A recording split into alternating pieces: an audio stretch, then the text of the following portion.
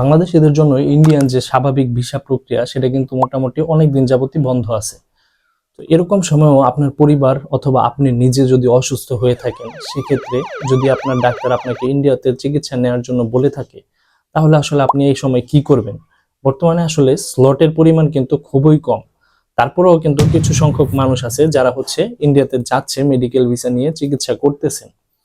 তো ওনারা আসলে কিভাবে করতেছে এই প্রসেসটাই আমি আপনাকে একটু ধাপে ধাপে বর্ণনা করব। প্রথমে আপনার বাংলাদেশের পর্যাপ্ত পরিমাণ মেডিকেল রিপোর্ট এবং প্রেসক্রিপশন, আপনি যে বাংলাদেশে গত 6 মাস 1 বছর যাবত ডাক্তার দেখাইছেন, যে পরীক্ষা নিরীক্ষা আপনি করছেন বাংলাদেশে, বা আগে পরেও যদি আপনি ইন্ডিয়া বা অন্য কোনো দেশে যদি চিকিৎসা নিয়ে থাকেন, এই রিপোর্ট প্রেসক্রিপশন গুলো আপনি এক জায়গায় করবেন।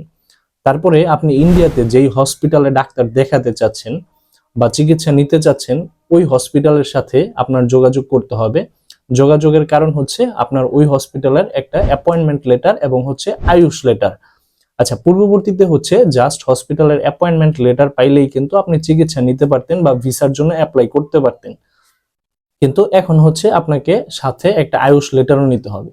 অ্যাপয়েন্টমেন্ট লেটার যেটাতে উল্লেখ থাকবে যে আপনার ডাক্তারের নাম বা আপনি কোন হসপিটালে যেতে চাচ্ছেন এবং আপনার চিকিৎসার যে ডেট বা আপনার যেই দিন আপনি ডাক্তার দেখাবেন ওই ডেটটা কিন্তু উল্লেখ থাকে। আর আয়ুষ লেটার প্রত্যেকটা পেশেন্টের জন্য ইন্ডিয়ান গভর্নমেন্ট মেডিকেল ওয়েবসাইটে কিন্তু ওনারা একটা ইউনিক আইডি করে দেয়। আর প্রত্যেকটা পেশেন্টের জন্য আলাদা আলাদা এই ইউনিক আইডির রেফারেন্সে কিন্তু আপনার আয়ুষ লেটার তৈরি হয়। তো আপনার ওই ইউনিক আইডিটা কিন্তু আপনি যখন বাংলাদেশে মেডিকেল ভিসার জন্য ফর্ম ফিল আপ করবেন, তখন কিন্তু আপনার ওই ইউনিক আইডিটা বসাতে হবে। আর এটা মাস্ট বি, লাগবেই, মানে আপনার বাধ্যতামূলক বসাতেই হবে। আচ্ছা, আপনার বাংলাদেশের মেডিকেল রিপোর্ট প্রেসক্রিপশন আপনি একসাথে করলেন, দেন আপনি ইন্ডিয়াতে ওই মেডিকেল রিপোর্ট প্রেসক্রিপশন এবং আপনার পাসপোর্টের কপি এবং সাথে যদি কোনো অ্যাটেন্ডেন্স থাকে ওই কপিগুলো আপনি কিন্তু জমা দিলেন। জমা দেওয়ার পরে দেখা গেছে অনেক হসপিটাল আপনার 3 থেকে 5 দিন, অনেক হসপিটাল 10 দিনের সময় নেয়, কিছু কিছু হসপিটাল 1 মাসেরও উপরে সময় নেয়। যেমন আমি নিজে সিএমসি হসপিটালে কিছু অ্যাপয়েন্টমেন্ট লেটার নিয়ে আসার পরে আয়ুষ লেটারের জন্য অ্যাপ্লাই করছিলাম। তো একটা 28 দিন সময় লাগছে, একটা 1 মাস 12 দিন সময় লাগছে। তো কলকাতা অ্যাপোলো হসপিটাল, যেটা আমি কিছুদিন আগে অ্যাপ্লাই করছি কিছু পেশেন্টের জন্য, তো ওনারা আপনার আয়ুষ লেটার দিছে প্রায় মোটামুটি 9 থেকে 11 দিনের মধ্যে, এরকম সময় লাগছে। আবার কিছু হসপিটাল আছে যারা একদিনেরটা একদিনে দিয়ে দেয়, বা 2 দিন লাগে বা 3 দিন লাগে, এরকম সময় লাগে আসলে। তো আপনার অ্যাপয়েন্টমেন্ট লেটার এবং আয়ুষ লেটার যখন চলে আসবে, দেন আপনি আগে যেভাবে ফর্ম ফিল আপ করতেন বাংলাদেশে ইন্ডিয়ান মেডিকেল ভিসার জন্য, যে ফর্ম ফিল আপটা আছে রেগুলার, ওইভাবে ফর্ম ফিল আপ করবেন।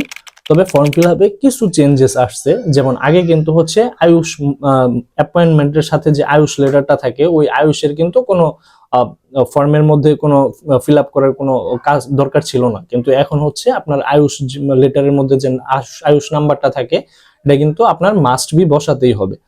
তো আপনার অ্যাজ ইউজুয়াল আপনার যে ডকুমেন্টস গুলো আছে, যেমন আপনার পাসপোর্ট, এনআইডি কার্ডের কপি, আপনার বাসার বিদ্যুৎ বিলের কপি, দেন আপনার প্রফেশনাল যে ডকুমেন্টস গুলো আছে, এগুলা বসাই কিন্তু আপনি ফর্ম ফিল আপ করবেন।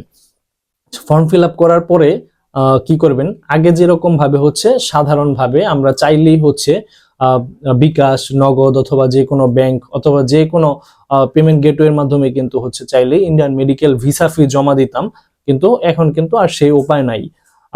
দেখা গেছে স্লট কম থাকার কারণে অথবা যে কোনো ধরনের জটিলতার কারণে কিন্তু আমরা সাধারণ মানুষ যারা আছি, তারা কিন্তু চাইলেই পূর্বের প্রক্রিয়ার মাধ্যমে মেডিকেল ভিসার যে একটা ফি আছে, এই ফিটা কিন্তু আমরা জমা করতে পারি না।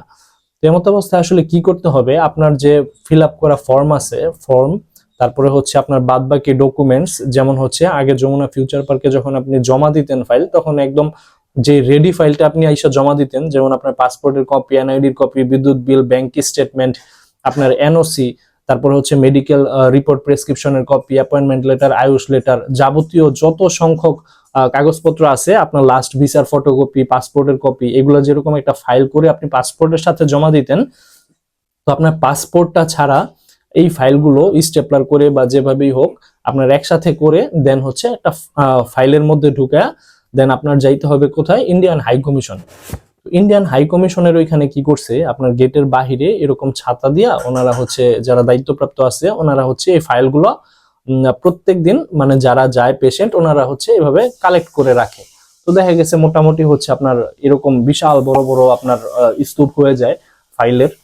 তো সবাই তো পেশেন্ট আসলে, মনে করেন সবাই এত এত ফাইল ওইখানে জমা দেয়। তো দেন ইন্ডিয়ান হাই কমিশনের ভেতরে যারা আসলে দায়িত্বপ্রাপ্ত আছে ওনারা কি করে ওই ফাইলগুলা নেয়, এরকম হচ্ছে প্রতিদিনই এরকম মনে করেন যে আপনার 1000-এর প্লাস আপনার ফাইল জমা পড়ে। তো ওনারা ওই ফাইলগুলো নেয়ার পরে ফাইলগুলো খুলে ওপেন করার পরে ওনারা যাচাই বাছাই করে যে আসলে কোন পেশেন্ট কার কি অবস্থা, কার দেখা গেছে যে যাওয়াটা বেশি জরুরি, কার কম জরুরি।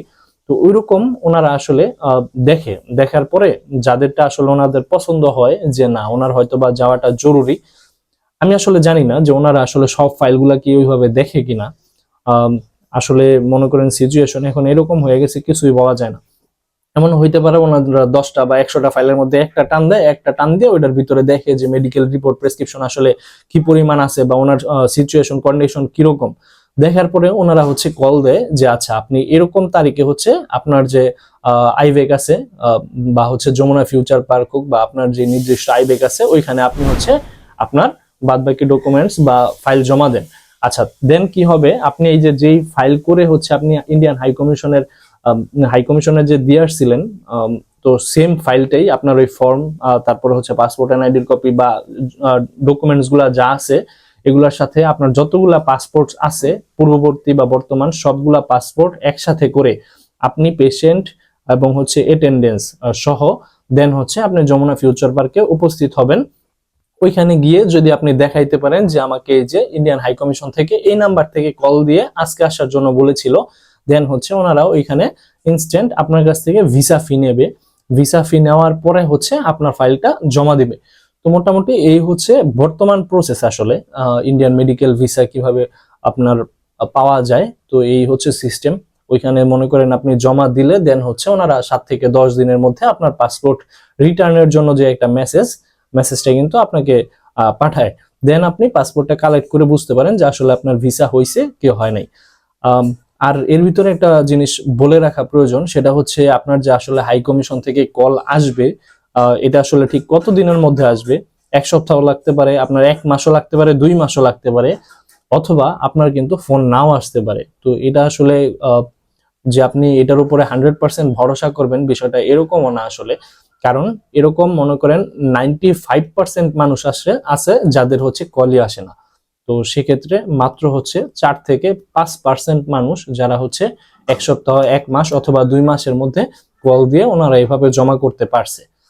তো ধন্যবাদ সবাইকে, ভালো থাকবেন, সুস্থ থাকবেন, দেখা হবে পরবর্তী ভিডিওতে। আল্লাহ হাফিজ।